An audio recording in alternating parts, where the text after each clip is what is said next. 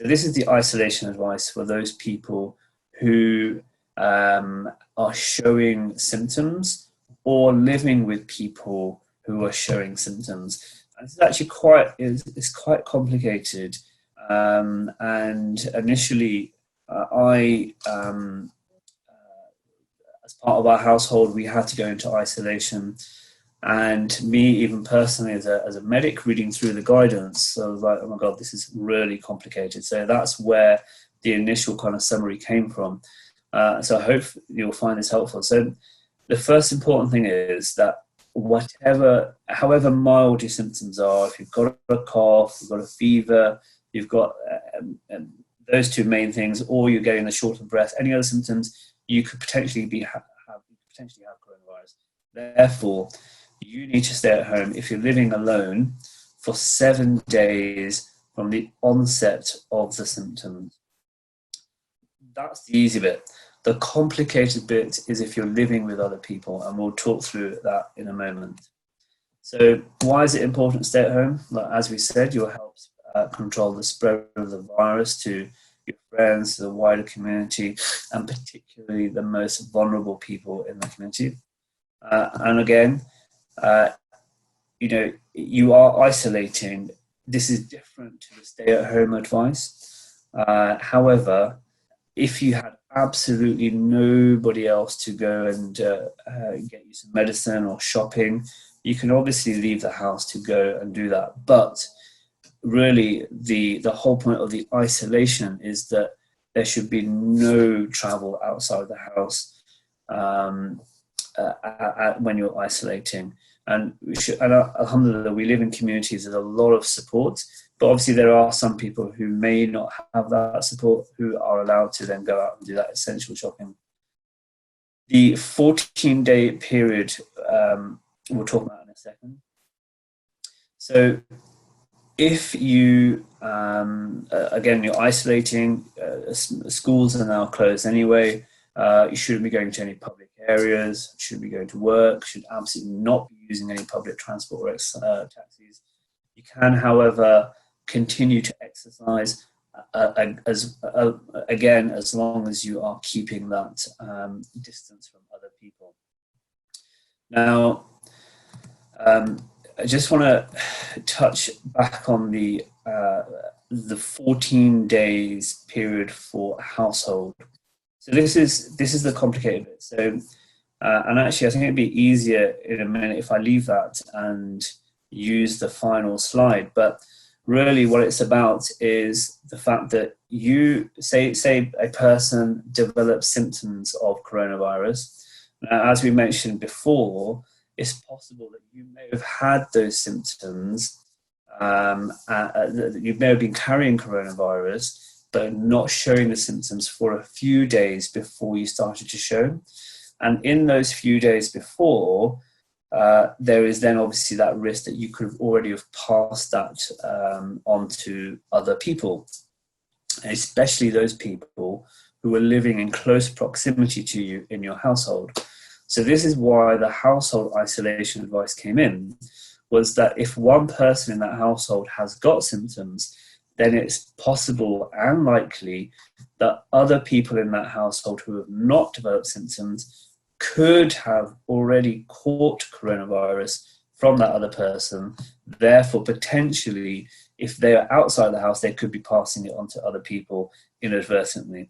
So that's why the 14-day advice. And the reason it's 14 days is because from research, from the evidence we've got from around the world, particularly from China, is that you can be carrying coronavirus and not have any symptoms from any time period from 0 all the way up to 14, and in some cases longer than that, but the average is about 14 days.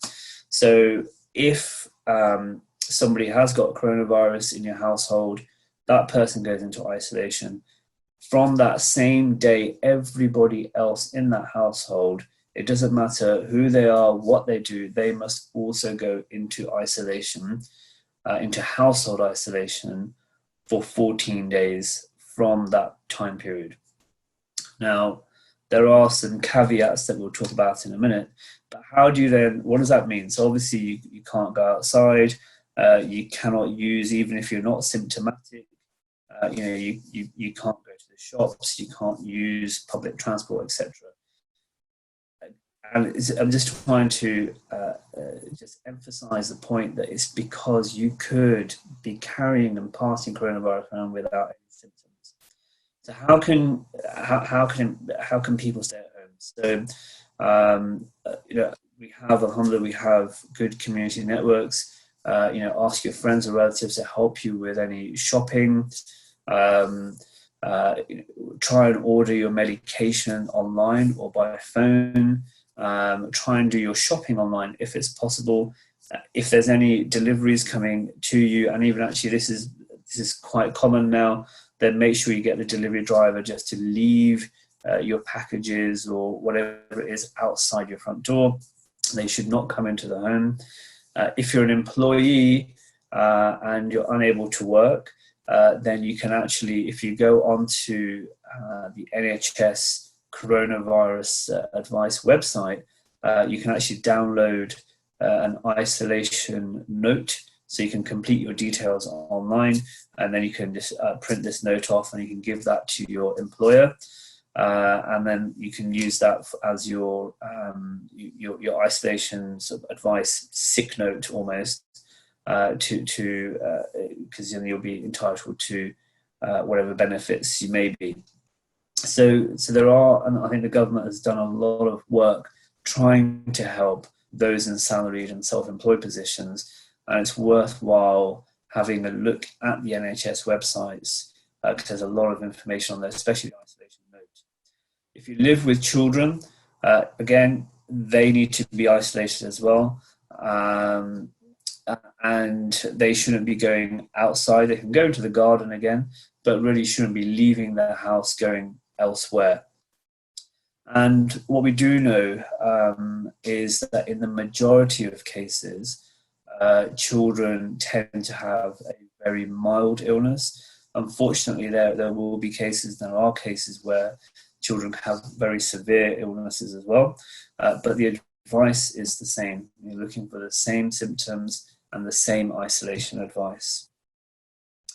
So in particular, we need to talk about vulnerable people. So these are people over 70 or people under the age of 70 with a long-term condition. And actually the easiest way to remember that is if you're under 70 and you're invited to have a flu vaccine every year because you're an asthmatic or you've got diabetes or heart problems or whatever, then actually you kind of automatically fit into the long-term condition and the vulnerable category. And also women who are pregnant will be considered to be vulnerable. So if you're living with these people, so these are just a list of the common conditions, but the easiest way to remember, or if you think, do I fit into one of these, is if you receive the flu vaccine or an invite, then, or you're entitled to it, then you're probably in the vulnerable category. And then just at the bottom there, you've got people who are severely overweight with a BMI of 40 or more would also fit into the vulnerable category. So there's some specific advice for living with people who are vulnerable, because again, you say you were symptomatic and you had a vulnerable person living in your household who is not symptomatic. It's also possible that actually they haven't even caught it yet. So you still want to prevent them from catching it. So you want to minimize as much as possible the time vulnerable family members are spending in shared spaces, so that, for kitchen, living rooms, etc. Try and keep 2 meters away at all times. Encourage them to sleep in a different bed where possible. Try and use a separate bathroom. If you can't use a separate bathroom, then make sure that the person with the symptoms uses the bathroom last, and also the bathroom is wiped clean after each time anybody uses it. Try and avoid using sharing towels, and continue with the hand hygiene. Really important to continue washing your hands. And then in terms of cooking in the kitchen, again, avoid using it if there's a vulnerable person there.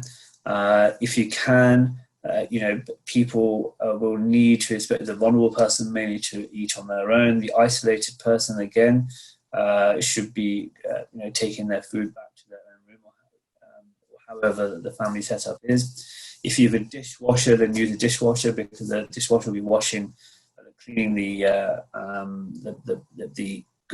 crockery and the cutlery at a much higher temperature, so a higher likelihood of killing the virus. Obviously, if it's not possible, then make sure you use washing up liquid. Really important, because the soap and washing up liquid actually breaks down the fat around the virus and helps destroy it. And obviously, if the vulnerable person is using their own cutlery then or utensils, then make sure you use a separate tea towel to dry their things. There's some information here for women who may be breastfeeding. Currently, there's no evidence to suggest that the virus can be transmitted through breast milk. Obviously, it can still be transmitted because of that close contact, but we do know that children who get a much less severe illness, and we know that the benefits of breastfeeding outweigh the potential risks of transmission through breast milk. Obviously, if you're concerned, you should discuss that with your midwife, health visitor, GP, and if you're living in a shared household, make sure you're not sharing bottles, make sure you're sterilizing equipment properly, make sure you're not sharing breast pumps, etc., because you want to try to reduce down the risk of that transmission. This is some information on cleaning. So you're absolutely okay to use normal household products to clean. Make sure common surface areas are cleaned regularly, so door handles, rails. You can just go around with an alcohol wipe or whatever it is, just to go around cleaning them, I think on a regular basis. Make sure any tissues, etc., any personal waste goes straight into a bin. That bag should then be sort of fastened, tied in a knot, and then put into a separate bag. So you're double bagging your personal waste from the person who is isolating. And then this waste should be kept separate from your household waste for 72 hours. And then after 72 hours, because that's the time that is considered the virus, takes that long for the virus to degrade, you can then dispose it with your regular waste. In terms of laundry, don't get up in the morning and shake your duvet to straighten it out, because if you've got the virus, then obviously the virus could be sitting on that duvet. You just be creating this aerosol and spreading it around. Dirty laundry can be washed in the same load, again because of the soap and the high temperature.